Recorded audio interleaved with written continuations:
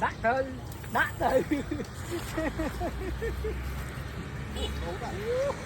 cầm vô đó rồi ra bên này đó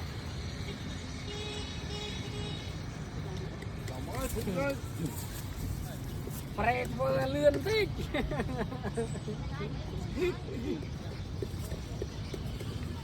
mình lung nào mình tập lung đó trao rồi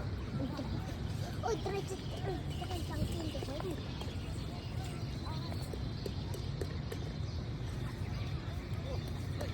chồng quá ôm giá chồng á đó mà tao này năng rút chui đây thôi đó đó là tê crom ông bị bấy